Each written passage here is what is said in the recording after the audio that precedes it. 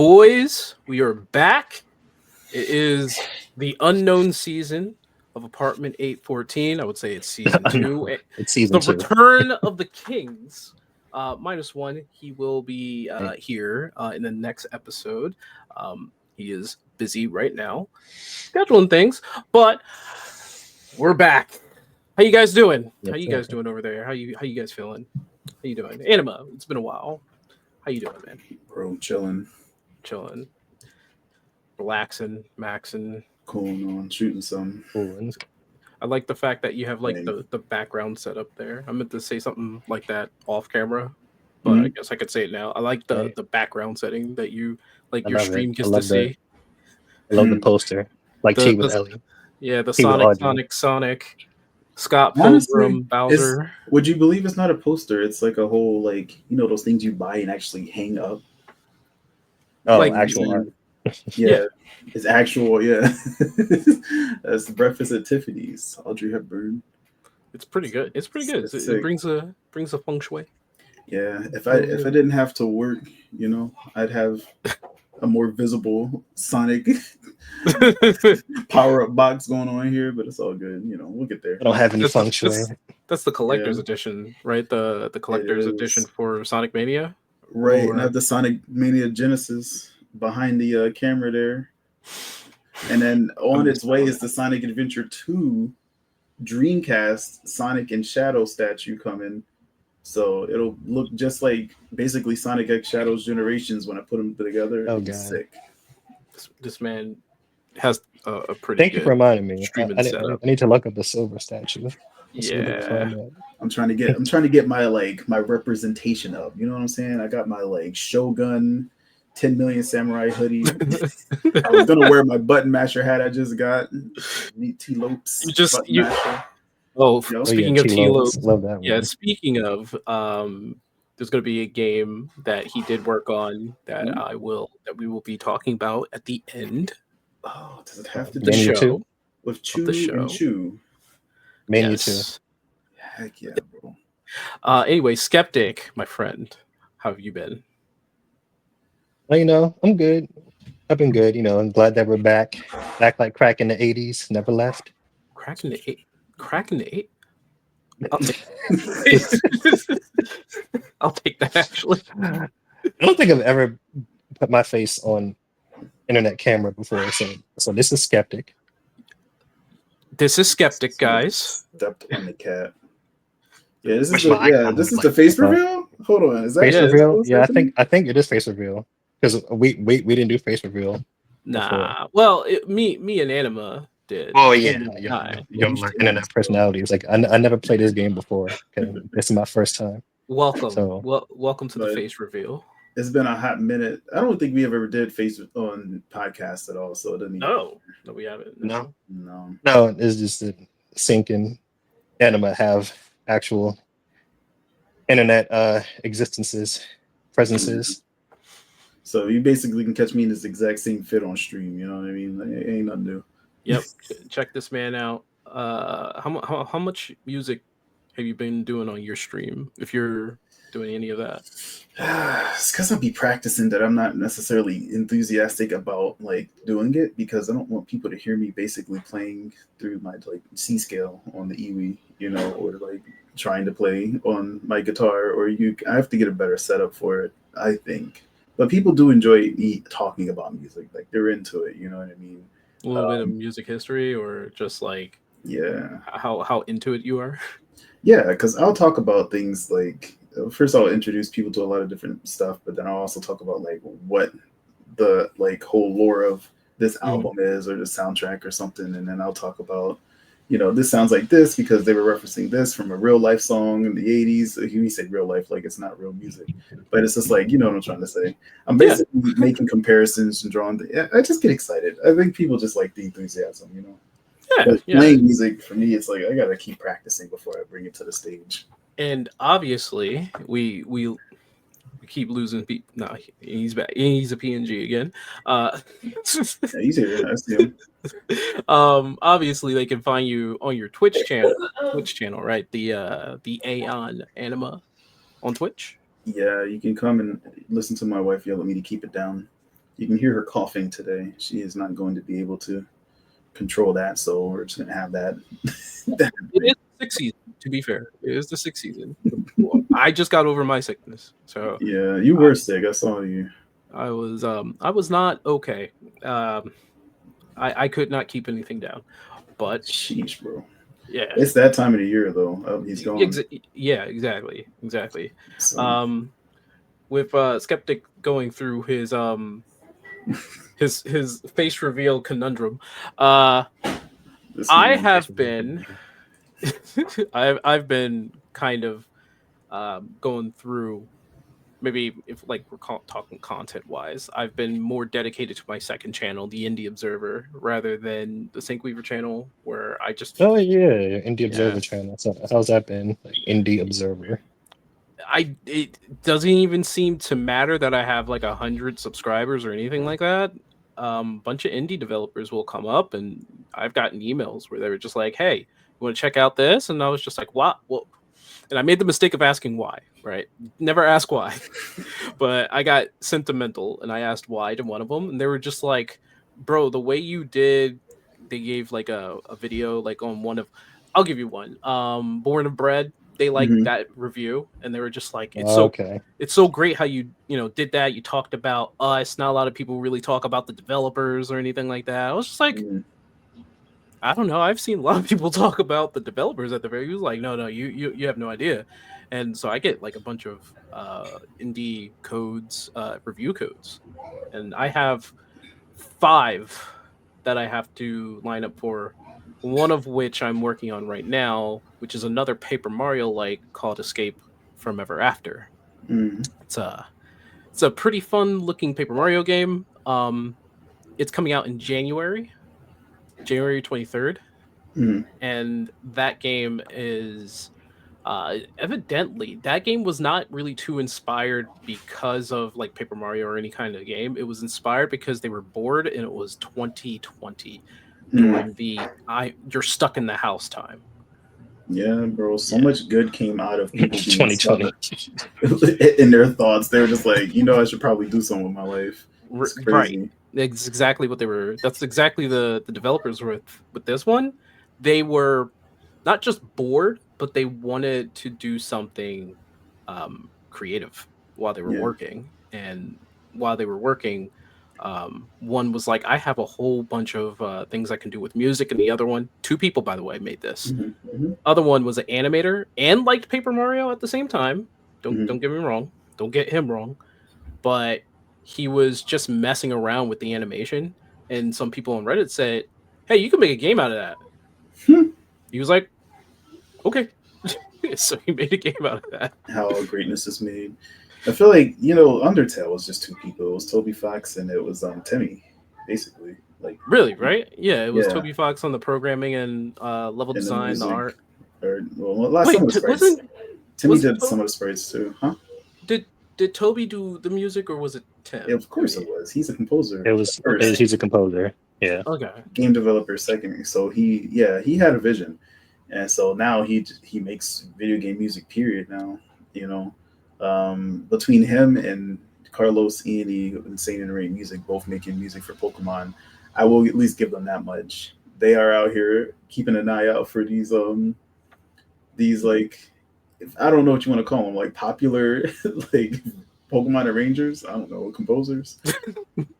You tell me. All I know is that at least Game Freak has got something right. They are getting these guys in here, making music, and I'm like, I'm here for all of that. Dude. I Just guess get everybody.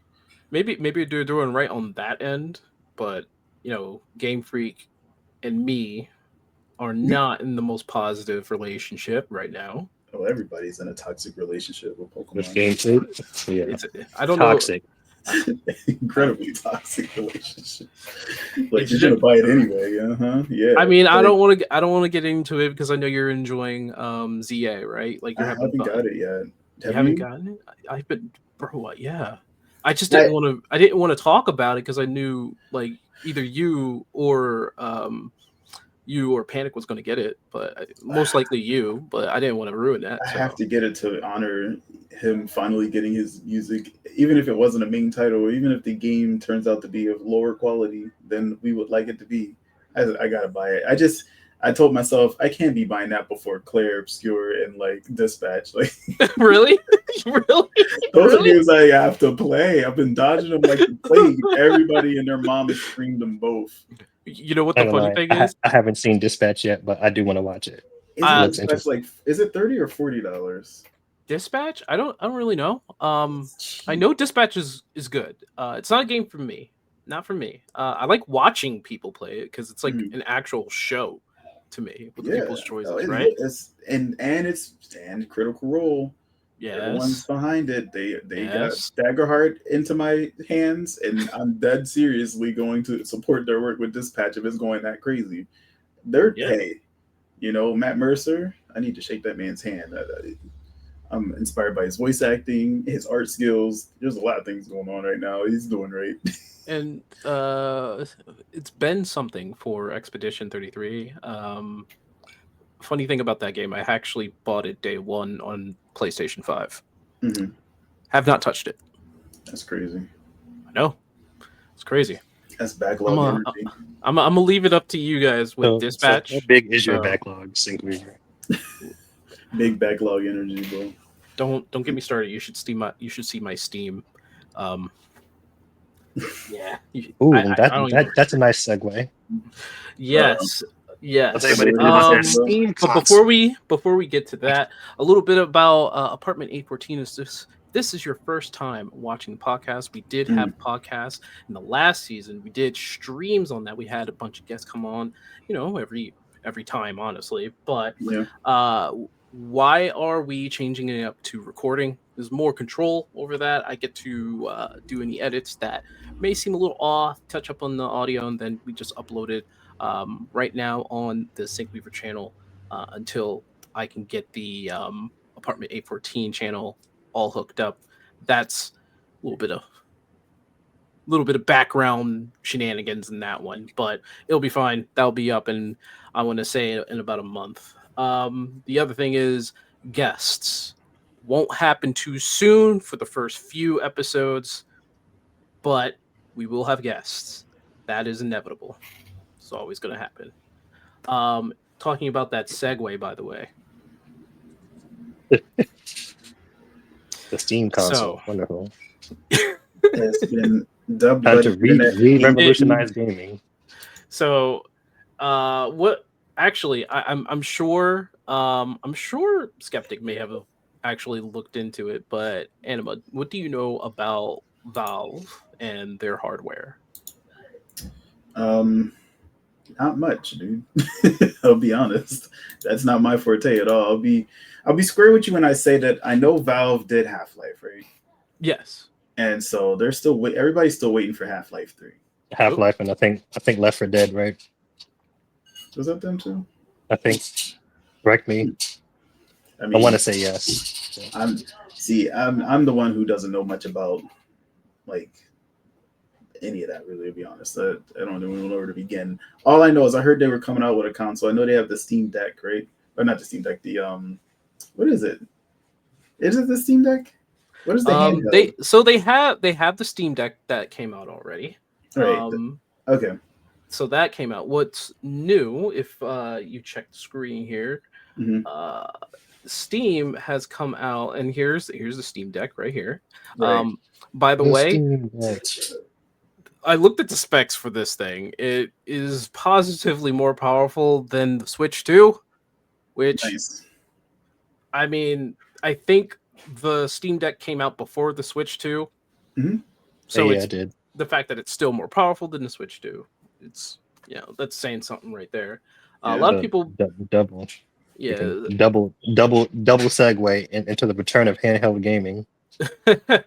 And it's a wonder how Steam is trying to take these actions, right? They're trying to take these actions. They're going ahead to with the Steam Deck. They're basically saying, "Hey, take all the games that come out on Steam on the go," and a near 4K. I think it is 4K on the Steam Deck. I gotta really look into that. I don't want to be wrong about that, but I heard it's a very powerful handheld. Anyway, I think it's like near $1,000. but it's still It has different prices. I do know this much. You can get different ones with different specs, I believe, that had different right. prices. There's like 3. And Skeptic, you have the PlayStation version of The what I would PlayStation see. Portable, yes, I love it. Yes. It still has that whole lag thing going on though, because it's like cloud, right? Like Um, it's like pure not that I Bluetooth. not that I saw. No, like it has cloud gaming now, but It has cloud I gaming now. personally I personally don't use it for that. I use it so I can play my PlayStation on the go around my internet and not in my basement. Okay. All right. Well, so on the screen here, Valve decided to showcase not that one. I think this is probably The new right here. controller. The controller looks pretty hot, by the way. If I were to say anything about that, it does look pretty hot. The Yeah, even if it looks a little clunky, but it it looks does. kind of similar to like how It looks like if the Switch PlayStation has the and new. Xbox had an illegitimate child Oh my controller. gosh. It's I mean, actually hard to look at. Xbox has been trying to make theirs real sleek, so I don't know. It makes me think of old school Xbox, yeah. But the shape of it makes me think of how the Joy Cons go into that little thing. Basically, this. If I had to just show it off, What are those this buttons thing. under the analog sticks? Yeah, that's They're the mouse buttons? touchpads. Those are the Oh, touchpads. Okay. Yeah, so you can use touchpads. those little thumb touchpads. There's the same thing that's on the. They're basically the Steam Deck controller outlet, right? Like how I wonder if they show you like the whole entire thing. There it is. See, I you got see. I see. yeah. Looks more natural there. Yeah. Yeah. And they made it like a fat controller, but it from what I've heard And you said it's $1,000. But the Steam Deck, the controller, Could I be don't up think to. it's going to be $1,000. That's probably Yeah, going to be more or not less the like controller. yeah, it's probably 60 to 70 for the controller. I'm not gonna maybe even lie. 80. Like so, a thousand for the whole thing. That's not bad considering that you're barely going to pay anything for the games. So that's not bad in my opinion. Well, Now, if it was 1,000 and then I got to drop 70 per game, that's different. I mean, it's still Steam, so Right, like I'm gonna get like the newest game for like $30. It's like, well, I can only complain so much. no, I think the newest game is still going to be $70 Yeah, or I'm $80. like, unless you're But buying like something on they'll sale. have the occasional sale of a game you might want. Yeah, That's true, but that's Yeah. like what you said, occasional. Like right now, they have the Black Friday sale, but that's not going to stay forever. And Yeah, of course. new I don't games are know, still bro. new. I've seen Steam prices. They be looking better than PlayStation and Xbox. I'm just saying. But I mean, you will find maybe discounts for new games in the Game Pass and maybe on GOG, but Steam is still Steam, right? It's just a storefront unless the companies themselves want that deal, right? Yeah, I feel like I'll give you this much because somebody was just making fun of me recently for having all of 5 games on my Steam. I was just like, I mean, I just don't be buying games, but like you, much like anything I mean, else. like low key, you're like much like you're mainly a console gamer, mainly.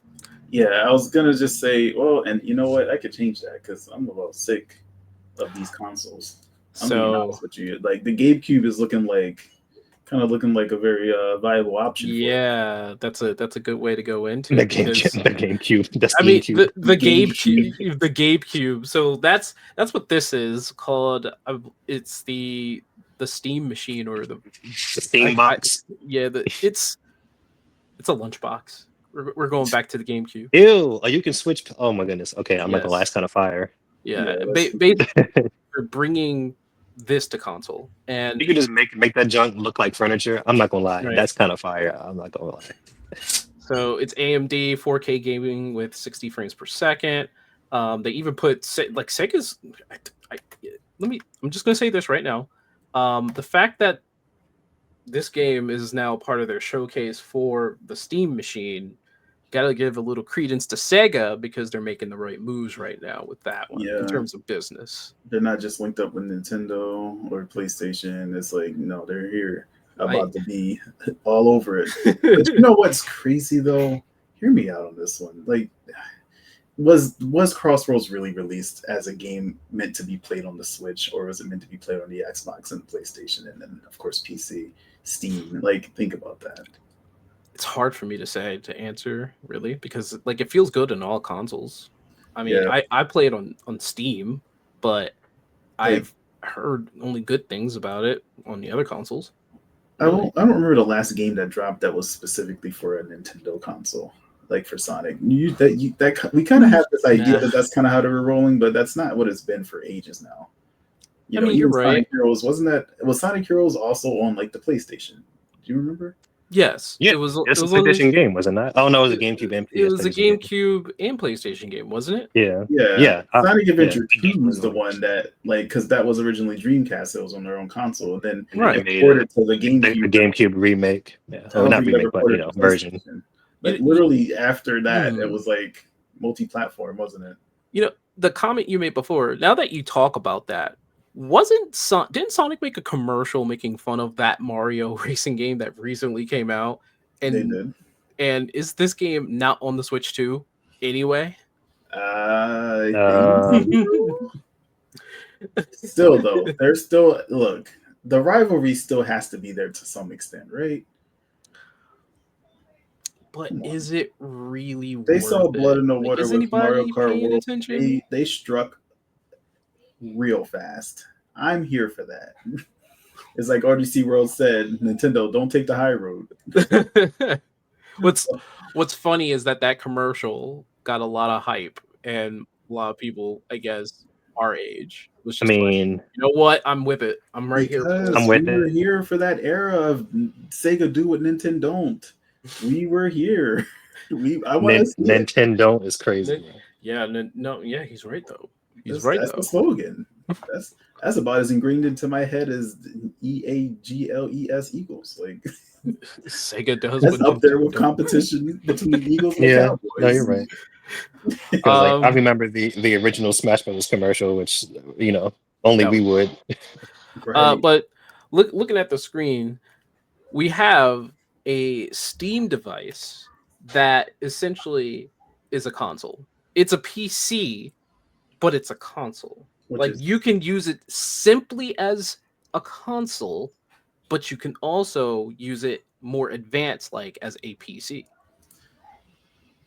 And you know what? Then comes my questions. What are the advantages to running it like a PC as opposed to just a console? You get to modify the games. Right. So because it's still a PC, you can, if you are in a modding community or you're into something like emulation. That. Right. Like what Valve said, I guess what Gabe says, is that, they have an SD slot and everything. What they said was that it is still a PC. So if you're into modifying anything in terms of any gaming, you can do that. You can use it literally as a PC. And what's crazy about that is that it's running on Steam OS. Right. But you can probably change the OS. Could you? So Linux guys out there? You don't really need to change to Steam OS because I believe Windows still works on Steam OS. Like, if that makes sense. Yeah. Like, and Windows, but whatever.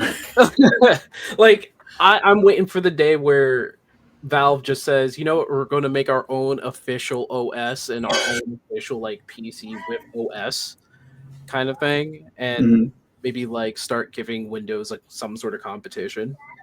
I would be here for that. I would need it. We need it because nobody's gaming on Apple computers, on Macintoshes. Not as much. Not as much. Jobs, and then it's not as popular and it's not as much, right? Like on the Apple. No, it's just a whole different OS. You know what I mean? Like so many games are not really compatible with it. You know, like who's the target? I feel like console gamers are the target audience for this. Well, it's weird because people don't want to get a PC because it's too expensive. See, this is what I was talking about. Yeah. So this is the PC portion of this, where this guy is literally modifying and creating a game, quite literally using the Steam machine. Using the Steam OS. Right. No? Okay. Right. Because like if you look down on his screen, I don't know if that is Windows. It might be Windows, but I can't really like tell too much. It kind of looks like Windows, but maybe it's not. Maybe just mirrors Windows' whole setup. You know what I mean? Maybe to get them comfortable with it. Yeah, So we'll have to do some spec in, zoom ins. right, But but anyway, this is the advantage of this PC/console mhm. is that you could do stuff like this, and this is great for indie developers, right? And I talked about this on the Right. indie developer channel that the Steam Okay. OS is going to be very advantageous for indie developers. Gotcha. It's going to be a godsend because after that they can just deal with whatever Steam has, like what you have to deal with Steam, which surprisingly, getting your game on Nintendo or any Microsoft console is actually pretty easy. Hmm. For Sony, you have to pay $50 and you have to give them documents. Okay. Not too hard, but you have to go through apparently like some sort of official channel with Sony compared to the other two. Now for Yeah. Steam, they have some curation, but I think it's the easiest to actually get into. Okay. Just Yeah, I probably- was about to say, and if anything I've learned from Undertale, Toby Fox, you have to also come up with trophies for your game. You have to. Yes. There's no way around it. That's super funny. Okay. Because But- every game has trophies nowadays. This is normal, I guess. But Well, yeah, Nintendo games don't. But anyway. yeah. So you, I guess they don't. I think there is going to be like a compatibility between all of this new hardware. By the way, it's also this hardware video also is going to show their new VR set. Right. All of them work in tandem with each other. So like That's nice. you can Well, them use boys got Steam VR. Oh, it's GG's. you can use the Steam VR. You can use that with the Steam machine. You can use the Steam machine with the controller with the VR. You can Mhm. use also the Steam Deck with the Steam machine. So make you feel like you're back with the Wii U era. A note. Oh my god. A note on VR, right? I feel like VR is really having a hard time getting its footing as a useful technology or even an entertaining one. Because hear me out on this one. We have a Meta, Quest headset. First of all, Yeah. have you ever used one of these things before? I have, but that was only when I was at one of the conventions where they were showcasing games. So, How about you, Skeptic? No, I have not. I've always wanted to. I haven't used Okay. any, not Sony's, not this one, not any of them. Oh, all you gotta do is come over our house because we have one, right? And here's the Okay. thing. Like, I have played the one game that seemed like it really mattered, right? Beat Saber. It's amazing, right? It's an incredible game. And really, I love the idea that like it is a movement-based game too. You do have to like dodge stuff in Beat Saber. You're supposed to like duck under like virtual blocks and stuff. Really cool thing is that you're in a room. Like when you look behind you, there's like a whole different set of things that are happening, right? So when you have like this 3D space, you technically, that's how VR works. You're just like in this world. Now, of course, you can't just go walking around because you're in your living room. Right? You're eventually gonna walk into something. But what's really cool is how like that space works, and yet there aren't many creative uses that have really gone into it outside of certain games, like Resident Evil 4 VR. It's like, well, who really cares, right? I feel like no one's going out of their way to get a headset like that to play these certain games unless there's a specific experience that is like crazy, like a horror game like Duck Season. That was a big one. You ever heard of Duck Season? I've heard of Duck Season. Of course. I saw people playing through that. That was crazy work, right? That was good. But it's like, how hype are we about like VR right now? Like as a whole society, like how much are we looking forward to VR games?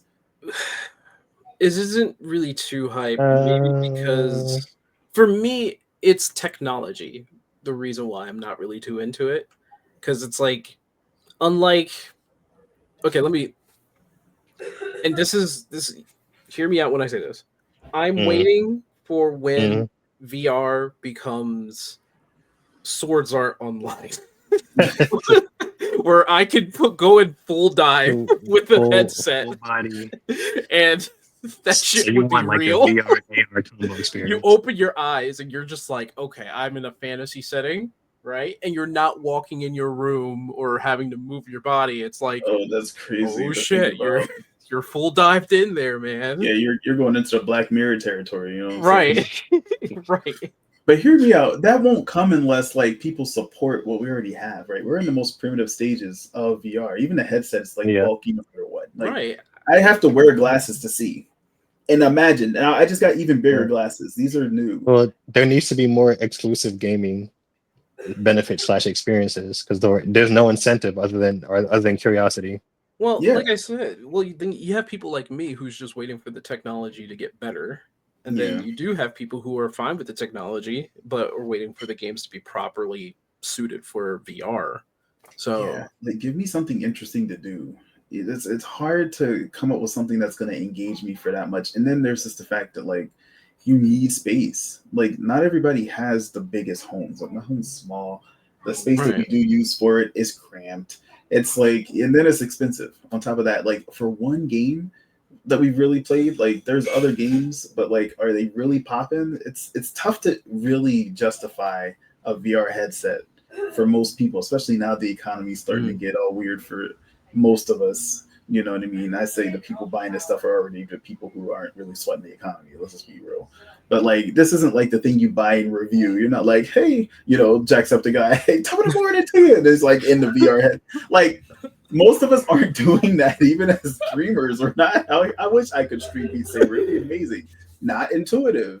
It's just so anyway, my whole rant about VR is that like they could have introduced a VR headset and I would have never like understood the reason why. Like I can't really put it into words. It's like how mad I am about them saying we also have a VR headset. I'm like, that's cool and all, but like why? You know, like what are we playing really? Listen, absolutely behind you 100% on that one. Especially if like they come out with a new interface, like one of those movable floors for the VR so that you can walk around. That sounds dangerous. It sounds extremely dangerous. Dangerous or not, even if it was safe, that thing would be like $2,000, $3,000 at the minimum. True. And you still need space and setup and power. Right. Lord knows that might take a lot of. Let me know when we get dual disc that electrocute you when you take damage. Then I'll play Yu-Gi-Oh. Let me know we just get dual disc. Can we just keep it? Yeah, keep it in the realm of virtual reality. Because if it starts becoming alternate reality, no, actually no. VR Yu-Gi-Oh. Wait a minute. VR should be the way that we could do dual discs. Can we? VR Yu-Gi-Oh. Let's go. Well, Konami, do it. Nobody's done it yet. That sounds like a slam dunk, dude. I don't need to have the cards and literally go.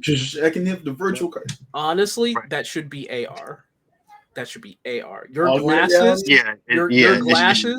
It should be AR. I would take, but you know, it's just.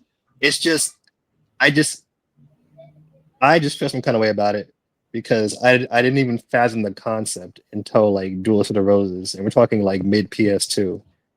And I'm just like, that idea has been floating around since for like over like 20 years. And it's just like, why?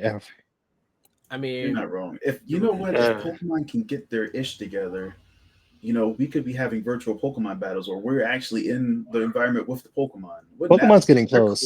Aren't they getting closer? They have Pokemon Go.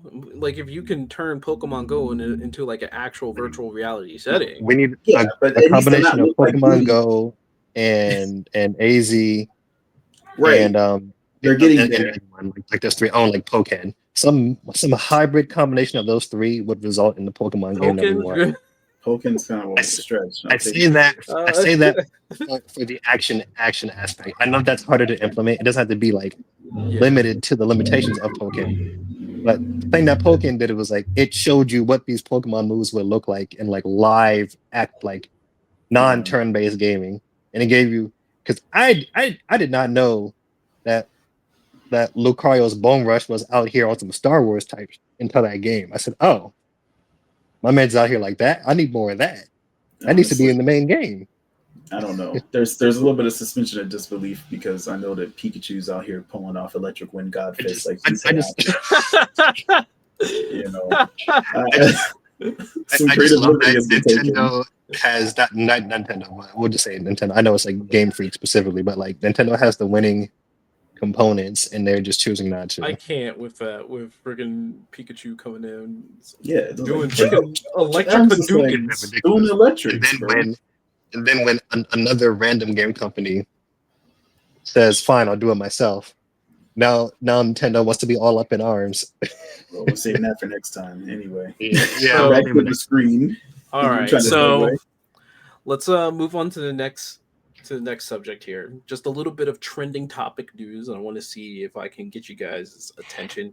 Because I know we're sometimes we get into in our bubble. We don't really pop out of that bubble until it's like I like something the bubble. interesting. Yeah. So if I said that children this year, when they were asked, "Hey, what do you want for Christmas?" and they said, Steam Deck. "We want in-game currency." That's crazy. You know what? Wait. You mean you mean Dad, can They you wanted- buy me some They want Fortnite points? Fortnite, whatever those coins are called, the V-Bucks. Mhm. They want V-Bucks, that. yeah. They want whatever's in Valorant. They want whatever's in the mobile game that they're playing. And you they know want what? whatever's in Minecraft. Like even Minecraft has them. Mm. But Listen, like here we go. And hear me and out. I can't blame them because it's working accordingly. I mean, hear me out before we even get into it. Now imagine, I have a little girl who's turning 10. All right, Right. and you know what girls like to get for Christmas? You know what they're always asking for? Please indulge. Please tell me. Plastic. At the end of the day, Must say plastic, yeah. Dolls, they're asking for toys that are basically all plastic. Everything. She wants. There's a massive Barbie's dream house. You know what I mean?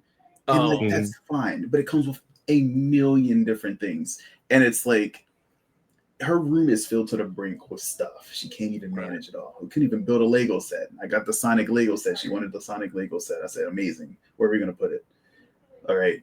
At least with in-game transaction stuff, like if you just want some Fortnite skins, I don't care if you own it or not, because eventually we got to get rid of this stuff, right? It's taking up space. But digital space? I see. Okay, that's from like a parent's point of view.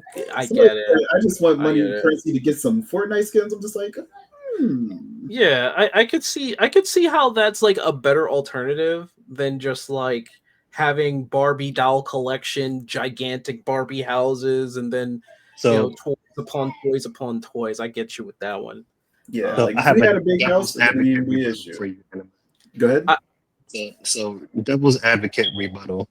Would you rather your daughter have the giant Barbie Dreamhouse Mansion or the game Barbie Dreamhouse Mansion and all those same perks, and it's just the game?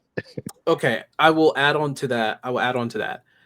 Say it was a tablet game, right? And it has all the microtransaction, the in-game currency that you have to buy and all that stuff to get like extra Barbie characters, clothes and stuff like that. And let's be fair, we know it's going to happen, but the game is probably free to play. So hear me out. As long as I can control how much, like they're asking, right? They're not stealing. You've heard of those kids. The key here is that, like, yeah, there is some merit to having that Barbie dream, like, because you're gonna have kids over. You know what I mean? Like, you're gonna have like sleepovers and stuff. Like, some of it, fine. And they can play 2-player Barbie Dreamhouse. You can have both. I don't care, because at the very end of the day, you're not always gonna have the sleepovers. Maybe like Animal Crossing, if they had like a situation where you can play dolls like that, where there's an online aspect, and as long as it's modern, you know how they have to have parental controls, things like that. Make sure it's safe, make sure it's cool. But like, I don't mind that because it gives them accessibility to do things they were gonna do anyway, without necessarily having to be together. Yeah, does that take away from the social aspect of it? Yes, but I mean, be real here. If she doesn't have a ton of space to host a lot of kids, what's she doing with it? She's just got that stuff. Ain't nobody coming over, right? Yeah. So it's like, it comes down to weighing the options. Like, well, do you want to play Minecraft because you're going to have some social interaction with somebody because they're playing Minecraft or Roblox? And are you going to want the stuff to show out there? Yeah, probably. So it makes sense to me that like there is some, it really depends on what kind of things going on here. Not everybody has the advantage and the merit of, yeah, come on over. Our house is beautiful. We're going to have all this play stuff and you're going to have a good time. not quite. Okay, No. that's a fair argument. It's a fair argument. I would say that in this scenario, I would think you two, who are the fathers, actually. would probably have more to say on this subject rather than anything else. Due to Yeah, the fact I do actually. that it's like nearly half kids are not asking for, so say, video games, but the currency within the video games itself. Yeah. So, I can. like, I can imagine, co-sign. for you, skeptic, imagine your son, right? He's playing, I don't know, Fortnite, Hot Wheels. right?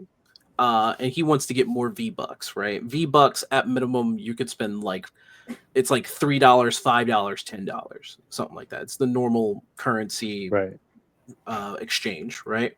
Now, that those V-Bucks, the way that it's used in some of these games, and I'm just using Fortnite as an example here, when they want to buy skins and other characters and backpacks and stuff like that, like, it's like 500 V-Bucks, 1100 V-Bucks, 1500 V-Bucks, right?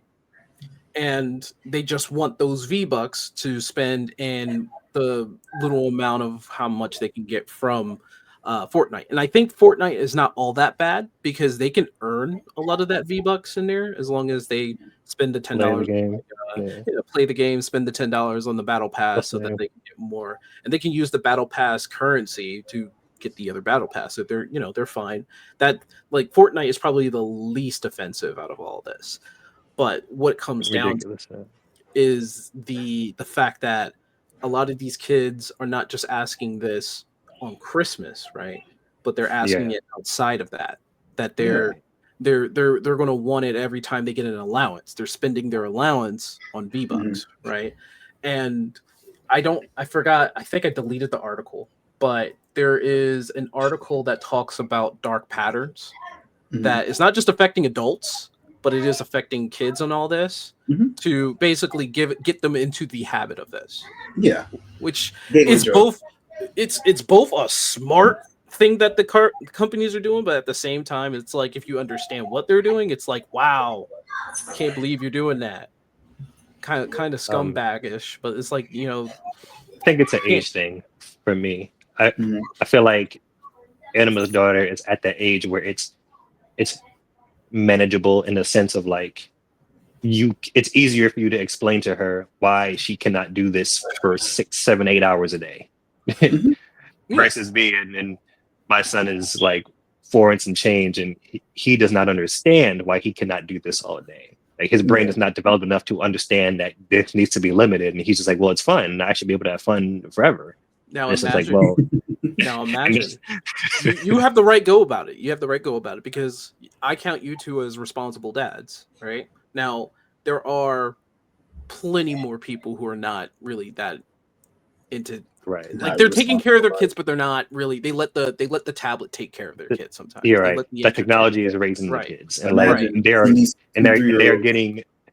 they're getting dopamine levels that they should not be receiving at this young of an age, and they don't understand why they just can't have it all the time. Right. Go ahead. I see you were about to say something. No, I was about to say, I'm glad you're giving us credit for that, because we will be kind of more responsible since we know it a little bit better, right? We're a little bit more savvy. But you're right, not all parents are as savvy as to understand that this is kind of a thing to keep an eye on. Actually, there is statistics on, somebody made a statistics in terms of, like, parents who know what to do in terms of gaming, and it's mostly a millennial parent who lived that time and is already a gamer that's already into what they would like call that the pop culture and all that stuff. Those are more or less responsible parents when it comes down to that, because they know what's going on and they understand what to do. Whereas that is a very small, believe it or not, that's a very small, minute percent of parents. Now, hear me out. That's very interesting. Right. Now, that's going to change over time. You got to remember, because we're ushering into a new age of entertainment consumption, right? Anime is on top of the world. The rap music genre is the top music genre, and video gaming is number one. Video gaming is number one in entertainment industry right now, right? our generations know what it is. We know what it was like, and we're gonna be the boomers here soon, acting like back in my day. Yeah, You kind of feeling like that. Gaming boomers. Yeah. Yep. But what's gonna happen is there's going to become an ecosystem here, much like anything else, right? Of people and how they interact with this stuff. There's going to be a middle class, so to speak, an upper class and a lower class of gaming, if you will.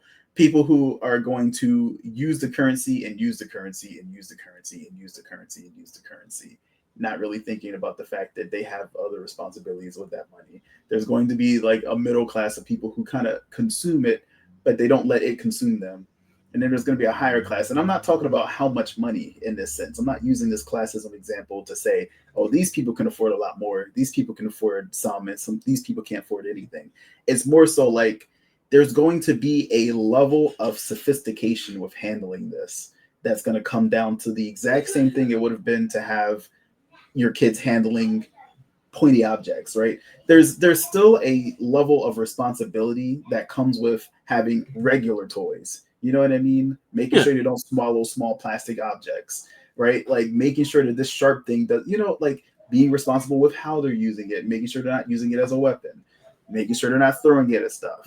There's still a economy of responsibility happening with our current generation of things. Yeah. And right now, the biggest thing you're seeing the biggest failure on is the devices, the tablets in the first place, not even just the currency.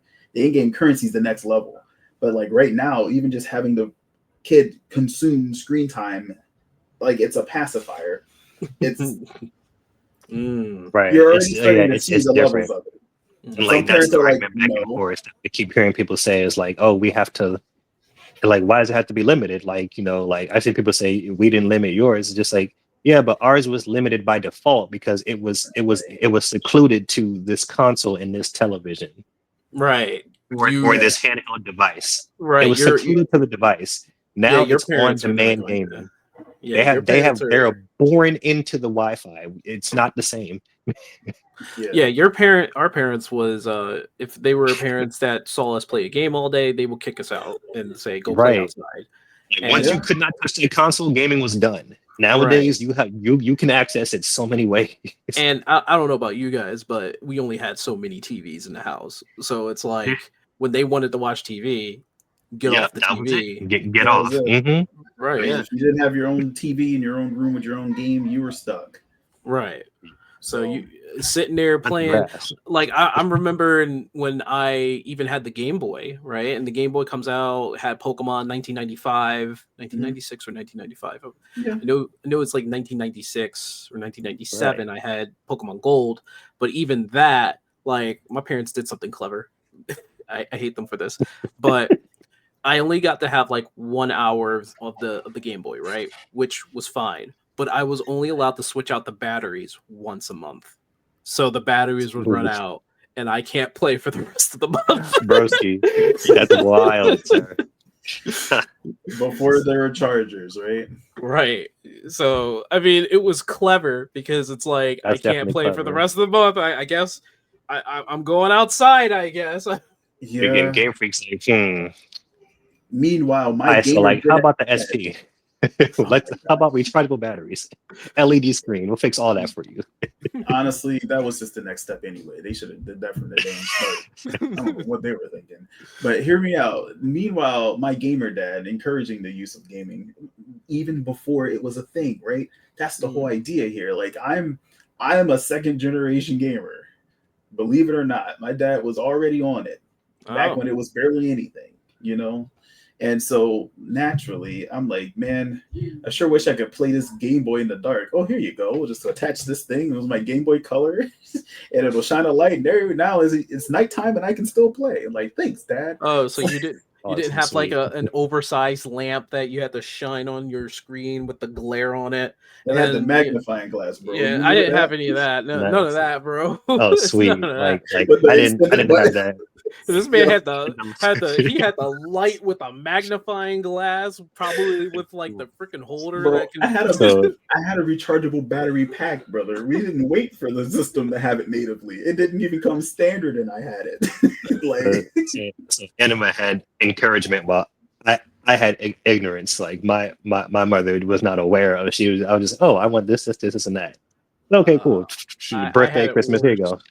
My So you mother know was what? I aware. really like. I want Resident Evil, and I'm like No, way too young to be playing Resident Evil, sir. So, but no. like, Yeah, my mother was aware. She kept up on it. And She, meanwhile, my dad was playing Resident Evil and I was watching.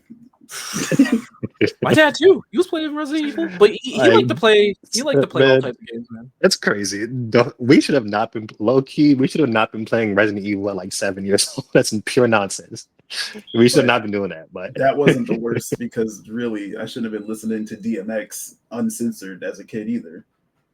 Go Oh yeah, listen to no. the album with Party Up in it. In between, there's like a whole scene of like not great. No, it was we can't talk about this here, not safe for work content in this album that he would just let play. I was like, what, 7? Come on now. Yeah, Like, it wasn't just the gaming, and it's not always gonna just be the gaming when it comes to irresponsibility. true. But on this note though, with kids, they said there's like 43% of kids are asking for in-game currency at this point. Mhm. And here's what here's what a lot of people say, and these are our gaming parents, right? Mhm. They obviously introduced the games, and they help kind of control this with their children when it comes to gaming. They try to make sure that their kids not addicted to gaming. They introduce it to them. They give them like the time and place. A lot of these parents have come out and said that there has been, a little bit of problems, a little bit of trouble with in-game currency when it came to kids, where they're spending all of their money, all of their allowance on all these in-game currencies, right? With all that, you've probably heard Epic making billions and billions of dollars out of all of this, right? Now, I Yeah. don't think that's just the kids, but we don't have a real statistic on that because kids lie about their age all the time, Yeah. and it's not very clean. Here's a question. Not to cut you off there. Sorry. Go ahead. What is their allowance being presented as, cash or card? So they can take cash, go to any gas station, corner store, buy V-Bucks off of a card. So they can take that opens them up to actual fraud. You know what I'm trying to say? Right. Well, anyway. But like, yeah, these kids spend their money on those cards, and they just get the V-Bucks that way. So they like they can go to a corner store. They have store. to find a store, right? And most suburban places have stores. Especially cities, they have stores. 7-Elevens, Wawas, anything like that. We're up here in the Northeast, so you probably don't know what a Wawa is, but Sheetz, maybe. Buc-ee's. Just trying to say, Buc-ee's is in Texas, though, isn't it? I don't know. I I know Sheetz though. Heck is Buc-ee's. You don't know Buc-ee's? Oh my god! I've never heard of Buc-ee's either. To be fair. Oh my god! If people come into the comments and start saying you're uncultured, somebody tell me what Buc-ee's is. We live in a part of the country where we just got the first Tim Hortons. Okay, like, you know what Tim Hortons is? See, they don't know what a Tim Hortons is, but they'll probably look at us and say, "How do you not know what a Buc-ee's is?" Right. I know Sheetz. I was just at a Sheetz the other day, and they're open every day of the year. So is Wawa. I'm about to say no, Wawa too. 24/7. Yeah, Sheetz literally doesn't close. Wawa don't close either. Last I checked. Have they always been like that, or is that like a thing that they developed? Wait, where you been? That is a Wawa. Yeah. There was a point in time where Wawa was not open 24/7. It had to have been before this 21st century, bro. Like, it's been at least since I could remember, man. You would always hit the Wawa up if you had nowhere else to go. They just didn't always have all this. Think about it. That old corner store Wawa before the gas stations. Haven't we all been out at like 1 or 2 o'clock or 3 o'clock in the morning? And it's like a random Wawa with the lights on and people inside. Look, you've seen that. I know you. We'll this later. We can look that up. That's what Google is for. I'd look it up, but I can't swipe I don't want to swipe. Yeah, don't worry. But anyway, as dads, I'm sure you have your opinion on this. I'm sure it's not too too much of an issue, but I think it's just an interesting thing to see that nearly half the kids that they've gotten data on, I should say, to be fair, that they've gotten data on, because the title is a little misleading. They say nearly half U.S. kids. I don't think that's the. I can believe that, because nearly half of U.S. kids are involved in this kind of gaming. That's we're really oblivious. I mean, as a parent, I have no idea just how big the like Roblox community is with these kids. Like, they are in it.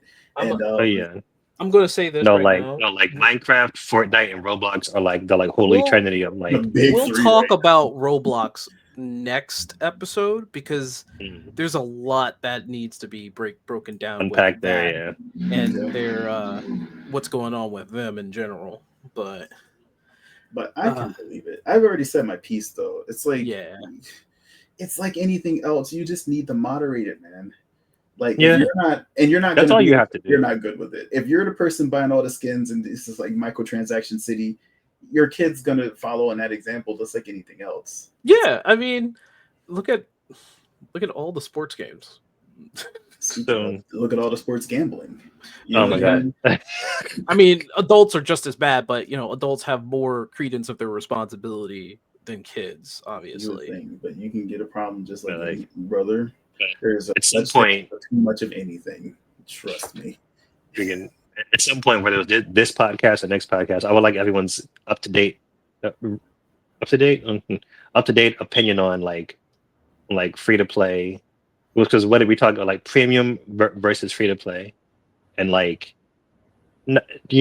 include gacha, because not every free to play game is a gacha, or is it? No, you're right.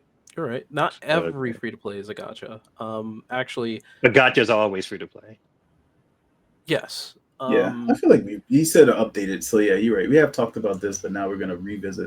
Now that more time has gone by, and I don't want to do it. Yeah, we'll talk about that next time. Yeah. Panic at the Disco, because we need him on that one, because I don't be playing them, but y'all do.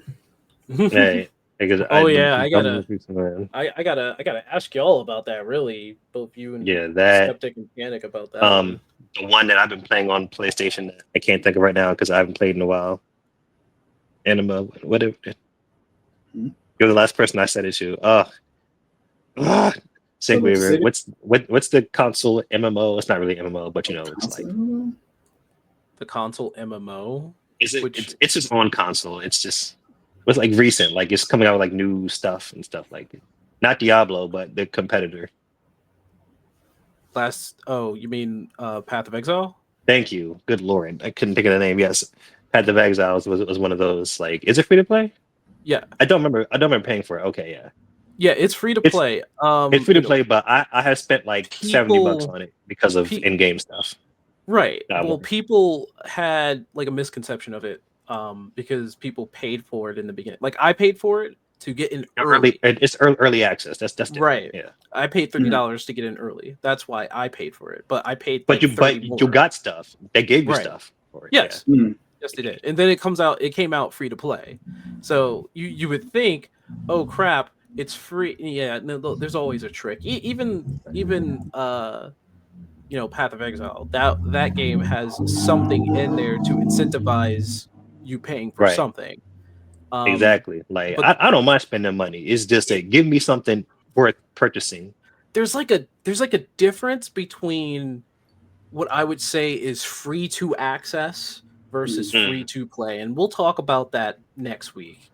Because I really need to put a definition behind that, and it'll give me time to really think about that one. Next in the news, you guys probably would say, yeah, no duh, but so a Fallout creator, Tim Kaine, says today's games suffer from trying to be everything for everyone when they should be learning from 80s games. These games were really focused because they had to be. And Tim Kaine, co-creator of Fallout, also worked on a whole bunch of other games. I believe he worked on some Blizzard games. I'm not really too sure, but he's more or less the guy who helped create Fallout. Yes. I agree. There he is right there, his old self there. But he's basically saying that modern games today are trying so hard to be everyone's game. Everyone Yeah. should be playing their game rather than being focused, Right. basically. So, like, none of us are 80s I concur. babies, but No. 80s games, I'm pretty sure we're knowledgeable for. So, like, Course, yeah. when it comes to maybe like Contra, right? Contra was focused on Super. maybe the teen demographic who really like guns, right? And like the shooting with McBang Bang stuff. Mortal Kombat, Street Killer Fighter, Instinct. Yeah. more on the competitive, still probably upper teenager range. Wait, Mortal Kombat, is that an 80s game or a 90s game? I think Mortal Kombat was 90s. To be It's fair, like early. it's because Killer Instinct came out first, right? And then yeah. Yeah, we gotta talk back. We gotta go back to like the NES. You know what I mean? Yeah, I'm Right. gonna say like Super We're Nintendo. thinking a little too far out. We gotta go further back to the games like Duck Hunt, Double Dragon. Yeah, Double Super Mario Dragon. World. I did say Street Fighter though. Street Fighter is an 80s game. Is it? So, That's it's that's either where that's a 80s or 90s game 90s. as well. That's Because the usually first- at the very No, beginning. Street Fighter 1 came out in the 80s, I do believe. Yeah, the Ooh. first Street Fighter game came out in the Mhm. 80s. You know what? You're right, David did. because the most popular one, like, okay, not the most popular one, but the most popular 80 example, like the Yeah. beginning of the Street Fighter Renaissance Yeah. was Street Fighter 2. Yeah, Street Fighter 80 1 is not a game that people recognize as much. Yeah, Street Fighter 2 that came out Well, later. Street Fighter 2 is the one. I mean, Street Fighter Yeah. 1 is the Street Fighter 1 came out in 87. Street Fighter yeah. 2 came out Street in Fighter 91. 2 is where it really began for them. Yeah, because they made like 15 different versions of Street Fighter 2. Yeah. Yeah. So, of course, they're going to do that. It's kind of like Tekken, where really 3 was the one that really kind of brought Tekken out of the woodworks. Right. You know? But I think he's correct in what he's saying, that a lot of modern games is really focused on just trying to get everyone to play their game as long as possible rather than having a focus. Yeah. And I would say, to be fair, I mean, you can correct me if I'm wrong about this. Games that are focused on a certain demographic will see more success than a game that's trying to get everybody, because they know their audience. Yes. Might I begin with the best examples that I can think of right here and now are what was that one game? I think that's the best example. I just can't think of it yet, and it hasn't even come out yet, so it's kind of an unfair thing. But the one game that basically is like Spider-Man and is also like GTA and is also like, you remember what game I'm talking about? Yeah, what's that called? What? Amadama or something? Yeah. Oh like, man, it's that supposed to be little like anime Spider-Man GTA. Yeah. I mean, yeah. that's a Or very... even think about Power World, even. Well, okay, Yeah. so you're bringing up cases that might be something that's more of a success, because Well, Power World is a success, and This is true. I'm sure the game that I know what you're talking about, and I can't remember the freaking But title. he was never saying- said that these aren't successful games. I think that certain games are failing because they tried too much and couldn't pull it off. Like, think about Right. Final Fantasy VII Rebirth. You know what I mean? Is it exactly a game that's trying to be everything? No, but did it have a lot of other things in Is it? it? Going on? Did it have? It had a lot of mini games. Is it It that had more a lot of- focused?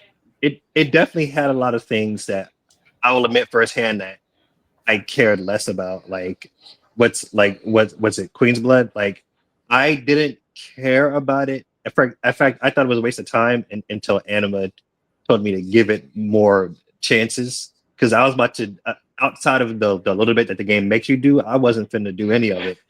But Anima said, no, just try again and see. And then like I eventually liked it more. Yeah. I mean, It's still not my favorite part of the game, but I will admit I started off not liking it. I ended the game liking it. I don't So I know. will admit. So I don't know if I can say full well that really matches up, because like Well, did you Rebirth- play Rebirth? yeah, I have it. I You believe it. What I'm Okay. saying is that Rebirth, I think, has its audience, and it is focused on certain people. I guess Like, what I'm trying. Well, I was Yes trying to and get to a no. part of Because like it I had don't. like games in there from that were Well, other games. You know what I'm okay. trying to say? Well, Yeah. you know, the other game that you brought up was a perfect example because it had Spider-Man gameplay, GTA gameplay, That and was like anime fighting Right. gameplay, and all the other like everything gameplay That that hasn't is been trying to tested mix yet, together. so Yeah. we don't know how well it'll really do. Well, right. Also, Rebirth isn't the best example because the only thing I was about to get at is like it had this random behind like what was it? Rocket League mini game going on in there. You know what I'm trying to say? That's not even a big part of the game. to be fair, They're all mini games, so they're kind of confined. So I give it grace. to be fair, Final Fantasy games always had something like an added sub game. Not always. like a non tactics combat outside of the combat. Yeah. Like Yeah. if Yeah, you they think about, for example, for me, my favorite is Final Fantasy IX. We have. Oh, really? I actually didn't know that. That's your favorite? That's his favorite. Cool. I love that all our favorites are different. I'm Well, I about to actually like no, me and Panix is the same one. 9. Oh, you know what? Yeah, because he loves Vivi. Yeah. His is 9. Right. Right. What's And No, yours? you're absolutely right. so 4. Oh, all day, every day. As much as I love 7, 4 did it for me. The story of 4 was everything. So Had me on the edge of my seat. Bro, no, so like, when it got to 7 Yeah. though, when it got to 7, that's where they like cemented. There was always mini games in all of them, right? Like, you know, I think 7 had the most to begin with, though. because they had the they had the new Golden technology. Saucer. They had Yeah. Golden Saucer. Golden They had Saucer. other mini games. You had like breeding your chocobo. You had Like, chocobo they racing. had the technology to do so much more than 1 through 6. And then even after that, 8 and 9 had like certain things that like other mini games involving chocobos, other mini games involving cards. So Final Fantasy has sub games in them. They always had sub games in them. That's Yeah. fair.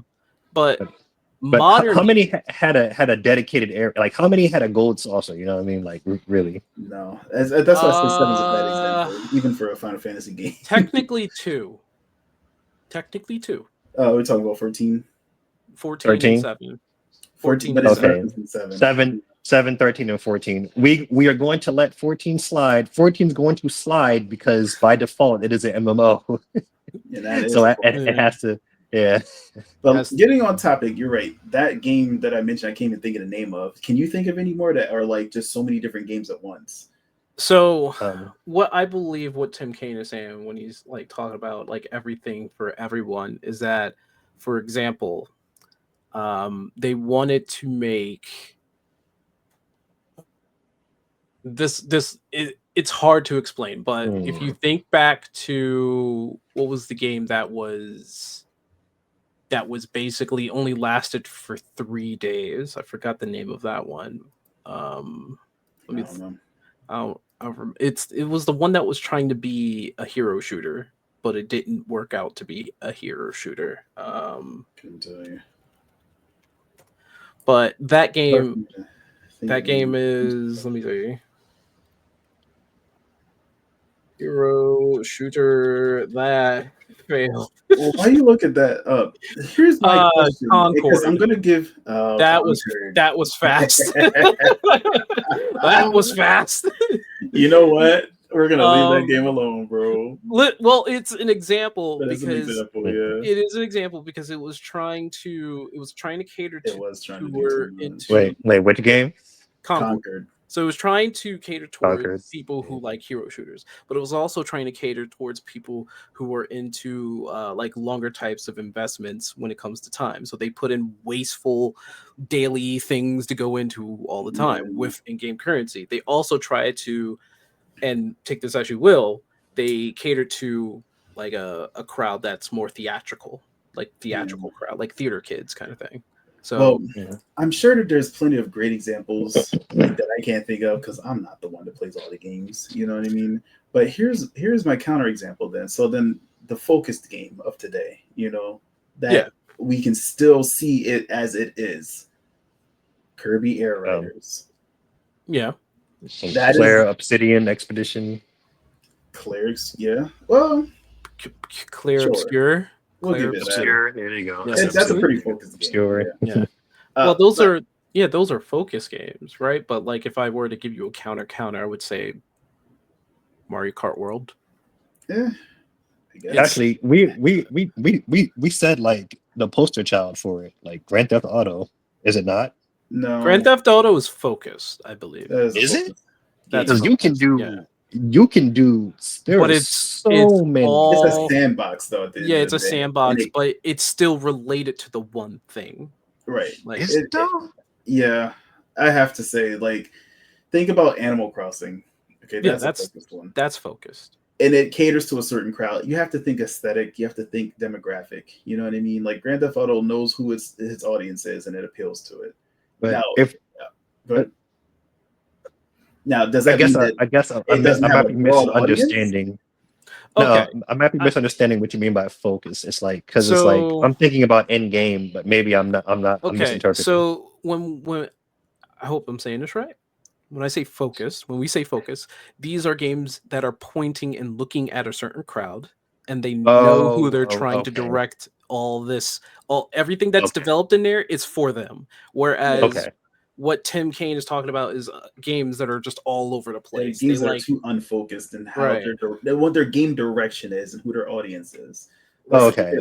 Let's keep it down to those two concepts because we can talk about how many things you can do in a game, but like for me, the reason I brought up Rebirth is because, well, I came for the story and I came for the combat. Did I come for the Right. mini games? Right? Like that depends. Not a lot of people, like you said, were into the card game, and that was a whole new addition. Right? It's not the best example, but it's like, are you losing? No, it's a good example because does Dragon Quest or Fire Emblem have any of that side stuff? No, Fire Emblem has a fishing mini game, and yet their audience is massive for both of those franchises. Right, because they stick to the course. And I think that the only thing that they deviated from for Fire Emblem recently was having a world map as opposed to not, and people complain about that. Yeah. Like Final Fantasy as a whole, the reason why I kind of bring them up is because they used to be turn-based RPG, and they're veering away from that to cater more towards action game crowds, right? Like what was Final Fantasy 16 is kind of the idea. Like Rebirth isn't a good example, but 16 is a great example. So I think Rebirth is a good example because it's done correctly. In my opinion. Is a conversation for that because what Clair Obscur really did, and unfortunately they did this very well, is that they kind of showed people that turn-based can still be a very valuable like a system of battle. It could be very valuable, especially this is coming from an indie game developers who are just like, no, turn-based is still good. Whereas there have been, and this isn't Yoshi P. Yoshi P didn't say this. This was somebody else within the company, and I forgot who in Square Enix, but they said that turn-based is kind of going out of style. And they said this years ago, like 10 years ago, when they started going with like Final Fantasy 13, where you can actually see the blueprints of it all. But that's not to say that. Sorry, I don't mean to interrupt. It's not to say that action combat is bad or anything like that. It's just to mean that they changed their focus. Right, they're changing their focus, and they're like steadily veering gamers who played Final Fantasy towards that action combat. Nothing wrong with that, but if you're coming from maybe like my sailboat, who has played all the previous ones, the first one admittedly was 7, but went backwards and enjoyed his time doing that. Loved 6 to death, right? And here, that's all pixel. Go up to 9. Found my favorite Final Fantasy. That's turn-based. But you go into the future, and it's like all action now. 10 now. 10 was still turn-based, right? Yeah, 10 is still turn-based. It's still turn-based. Technically, I guess it started with 11, where they started taking turn-based out. But isn't that an MMO though? It is an MMO, yes. That's why you kind of have to. It was before it was cool. And but honestly, it was 12 really to where it started to break. Honestly, I was surprised that you didn't bring up Blitzball in Final Fantasy X. Yeah, I was about to say that should be your favorite mini game. People said I'm going to suffer through Blitzball and keep going. Well, it's just such an optional mini game, you know. You have to play it the one time, and they just didn't introduce it very well. They didn't give you a fun way to learn it, you know. Right. And then they put you right into a very critical game as the first game after all this like build up was put behind it, and you don't know what you're doing. And the team's kind of stacked against you, and unless you know exactly what to do, it's like ridiculous. There's an animation that you don't even know exists. If you get enough points against the goers, quick enough that Tidus does, no one's ever even seen because of how poorly they handled that. But anyway, to get back to the idea of like the Final Fantasy versus like, okay, any other game out here. Let's put it to you this way. 16, I brought that up because like we have the director from Devil May Cry. What is more focused in terms of action gameplay than Devil May Cry? It knows exactly what it's doing. Yeah. It knows exactly who it's catering to. It knows exactly why it's doing it. Yeah, that's a focus game. That is 100% focus. And I would like say my issue with 16 is it didn't go enough into it. It should have just been full blown. Just like Devil May Cry is full blown. Why was 16 not full blown? It felt so limiting. That's what I'm trying to highlight. Like there's some examples that aren't as extreme, but like still kind of fall into that problem of like, okay, are you gonna be this or are you gonna be that? Right. There is part of 16 where they were trying to allow those who weren't as dexterous, I should say. Dexterous? Am I saying that word right? Because remember they had that ring that allowed them to do like auto combos. And that was like a point of contention for a lot of people. But it was accepted because people no cooldowns. Dante doesn't have cooldowns. You know? No, there was no Dante don't got no cooldowns. The Hex cooldown. So anyway, Gunslinger, right? But gonna move on a little bit, and I want you guys to take a look at this. All right. Oh yeah, this is Game of the Year. Wait, nominees or the ones that won? These are the nominees. These are the nominees. Okay. Walking Simulator 2. Walking Simulator. See. What the you mean?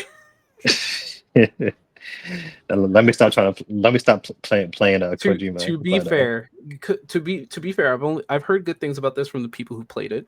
Right, I didn't play it. I'm not interested in Death Stranding, but I do have some interest in Delivery Simulator. I'm sorry. I guess so. Yeah. What's the hype around Death Stranding 2? I think that's why it's so controversial. Right. Like, who cared about Death Stranding 2?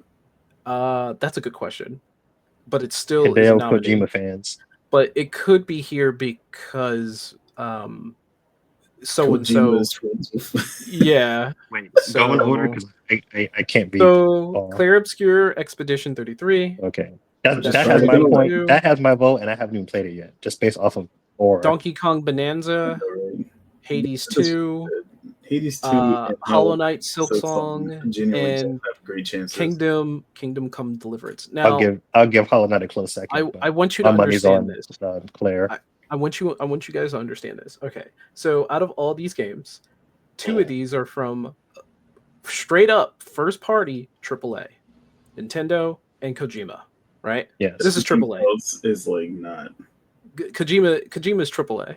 He has AAA talent and he is at his fingertips. Any games under him are considered AAA. Technically. I mean, hear me out. Who in the world played Death Stranding 2? Well, I mean, that's YouTubers. That's not the. We're not counting them. That's not what really is gauging why this is indie or not. What Kojima is. No, I'm not talking to that. I'm sorry. I'm still stuck on the fact that it's here. Well, a nice debate. To the point. If a famous creator goes indie, is he really indie? It's like no. Like if Sakurai is like, oh, I'm indie now.